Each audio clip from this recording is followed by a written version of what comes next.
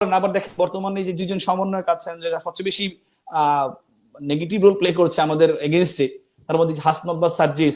এখানে সার্জিস ও ছাত্রলীগ করতো সরাসরি, ওর বাবা কিন্তু একটা রানিং ওয়ার্ড আওয়ামী লীগের সভাপতি এবং উপজেলা আওয়ামী লীগের ভাইস প্রেসিডেন্ট।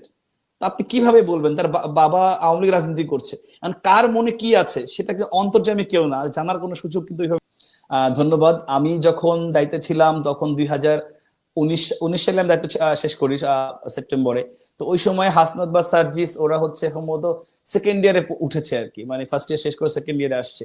তো একটা এরকম একটা জুনিয়র ছেলেকে চেনার বা জানার কোনো কারণ, সঙ্গত কারণও নেই আমাদের জায়গা থেকে। এবং এখানে শুধু হাসনাত সার্জিস না, আমি সার্জিসকে চিনতাম না কোনো, ওর সাথে আমি পরবর্তী এই রিসেন্ট সময় একটা সেলফি দেখেছি।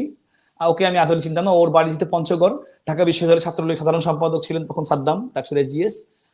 তার এলাকার পাশে বাড়ি হওয়ার কারণে তার সাথে রাজনীতি করতো। এবং সাদ্দামেরও দোষ দিব না, কারণ সার্জিসের বাবা আওয়ামী লীগ পরিবার থেকে বা সরাসরি আওয়ামী লীগ করা লোক, তাকে সাইড দেওয়া এবং ও আপনার ডিবেট করতো, ভালো ডিবেটিং এর ইয়ে ছিল, 21শে হলের ডিবেট ক্লাবের সভাপতি ছিল। সুতরাং ওকে সুযোগ দেওয়াটা এটা খুব যৌক্তিক কারণে দিয়েছে।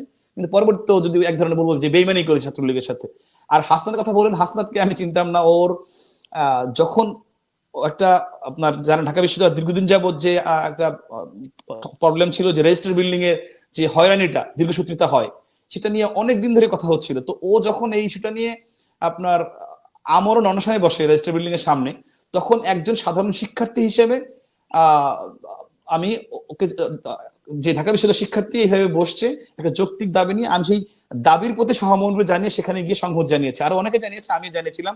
যেহেতু ডাকসুর জিএস হিসেবে ঢাকা বিশ্বের শিক্ষার্থী আমাকে ভোট দিয়ে নির্বাচিত করেছে, তাদের কেউ একজন, যে কেউ, সে যে দলের বা মতের হোক, সে একজন যদি যৌক্তিক কথা বলে, দাবি জানায়, তার পাশে থাকা আমার দায়িত্ব। এবং এই জায়গাটা আমি একটু অ্যাড করতে চাই।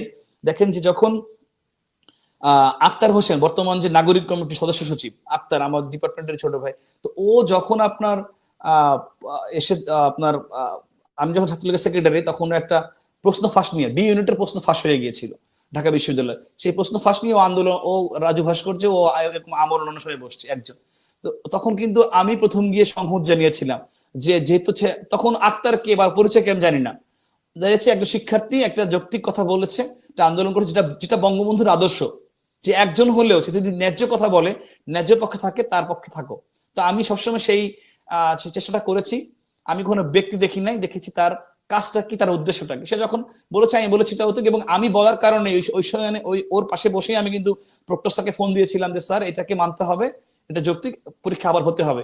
এবং আমাদের ছাত্রলীগ পরবর্তী সাদ্দামও সংহত জানিয়েছে, এবং আমার এবং সাদ্দামের চেষ্টায় কিন্তু ওই সময় ওই পরীক্ষাটা আবার হয়েছিল, দাবিটা মেনে নিয়েছিল।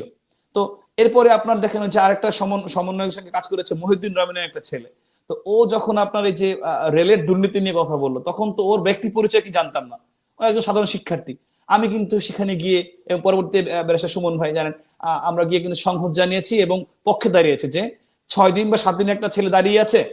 এখানেও আপনি দেখেন যে ও আন্দোলন করছে 6 বা 7 দিন, ও বসে আছে রেল স্টেশনে, একটা ছেলে, আর ঢাকা বিশ্ববিদ্যালয়ের শিক্ষার্থী, ও বিভিন্ন ধরনের কর্মকাণ্ড করছে। একজন রেল থেকে একজন প্রতিনিধি গিয়ে কিন্তু সাথে কথা বলে নাই, একজন এনএসআই, একজন ডিজিএফআই অথবা যে কোনো প্রতিনিধি রাষ্ট্রের গিয়ে কিন্তু কথা বলে নাই, বা যে কি হয়েছে, ঠিক আছে এটা আমি পার্সু করি, এটাকে বসে সমাধান ব্যবস্থা করি। আমরা যখন গেলাম, যখন স্পার্ক করলো, তখন কিন্তু আসলো। তো এইভাবে কে ব্যক্তির নামের সাথে আমার কোনো সংশ্লিষ্টতা নাই। আমি আগে বলেছি, আপনি এখানে হাসনাত বলেন বা রনি বলেন বা যে যাদের কথা বললাম আক্তার, এরা যখন ন্যায্য কথা বলছে, আমি এই দাবিগুলা, এই চেষ্টা যদি আমাদের ছাত্রলীগের একজন কর্মীর পক্ষ থেকে আসতো, আমি অনেক বেশি খুশি হতাম। যে ছাত্রলীগের, কারণ গভর্নমেন্টে থাকলে, গভর্নমেন্টের সঙ্গে সংশ্লিষ্ট আছে, তাদের তো উচিত যে কোথায় কোথায় কি অসঙ্গতি, কি সমস্যা, সেগুলো নিয়ে কথা বলে, সেগুলো আওয়াজ তুলি, সেগুলো দাবি জানাই।